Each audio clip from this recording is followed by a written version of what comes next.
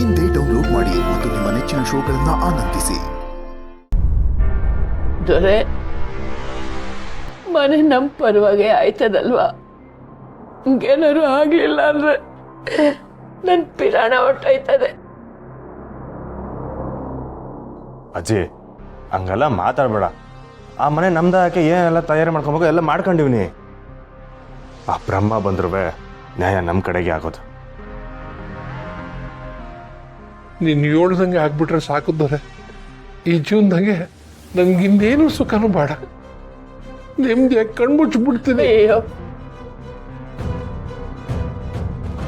ಈಗಾಗಲೇ ನನ್ನ ಬಂಗಾರನ ಕಳ್ಕೊಂಡು ನಾನು ಪಡ್ತಿರೋ ಕಷ್ಟ ಸಾಕು.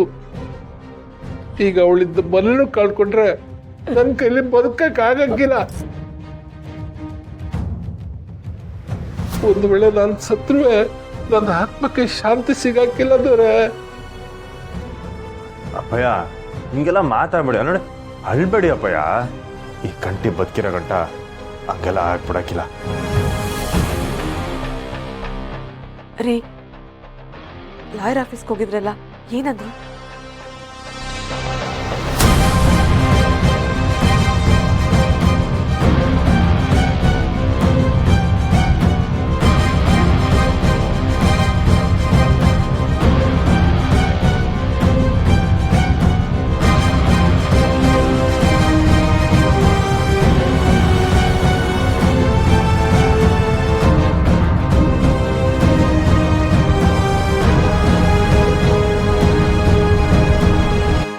ಸ್ನೇಹವ್ರೆ, ಯಾಕೆ ಏನ ಹೇಳ್ಬೇಕಿತ್ತ?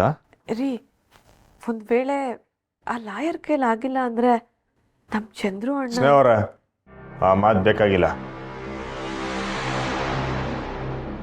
ನಮ್ಮವರು ನಮ್ಮ ಪರ ವಾದ ಮಾಡಿದ್ದಿದ್ರೆ ನಮ್ದು ಅಂದ್ಕೊಂಡು ವಾದ ಮಾಡಿರೋರು. ಚಂದು ಈ ಸಮಯದಾಗೆ ನಮ್ಮ ಪರ ನಿಲ್ಬೇಕಾಗಿತ್ತು. ಅಜ್ಜಿ, ಕೆಲವರು ಮುಖವಾಡ ಹಾಕೊಂಡು ನಮ್ಮವ್ರು ಅಂತ ನಂಬಿಸ್ತಾರೆ. ಅವರಿಂದ ನಾವು ದೂರನೇ ಇರಬೇಕು.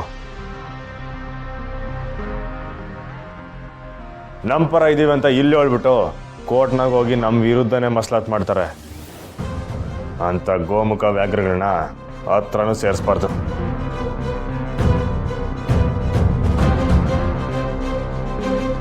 ಕಂಟಿ ಸಾಹೇಬ್ರೆ, ಬನ್ನಿ. ನಮಸ್ಕಾರ. ಕಂಟಿ, ನಾನು ಹೇಳಿದ್ದಲ್ಲ ರೆಡಿ ಇದೆಯಾ? ಸಾಹೇಬ್ರೆ, ನೀವು ಹೇಳಿದ ಪತ್ರಗಳೆಲ್ಲ ರೆಡಿ ಇದೆ.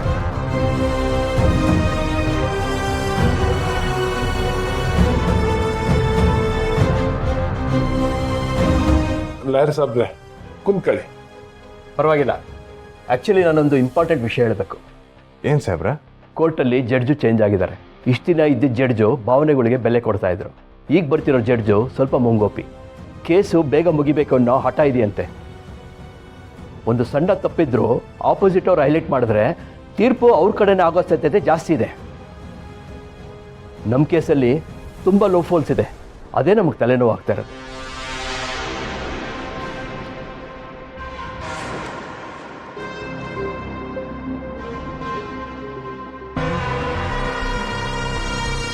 ಈಗ ನೀವೇ ಹಿಂಗೆ ಅಂದ್ಬಿಟ್ರೆ ನಾವೇನು ಮಾಡೋದು ಲಾಯರ್ ಸಾಬ್ರೆ? ಯೋಚನೆ ಮಾಡ್ಬೇಡ್ರಿ ಗೌಡ್ರೆ. ಕೇಸು ನಮ್ಮ ಪರ ಆಗೋ ಥರ ನಾನು ಪ್ರಯತ್ನ ಮಾಡ್ತೀನಿ. ನಂಬಿಕೆ ಇರಬೇಕಷ್ಟೆ. ಫೈನಲ್ ತೀರ್ಪು ಬಂದಾದ್ಮೇಲೆ ಗೊತ್ತಾಗೋದು.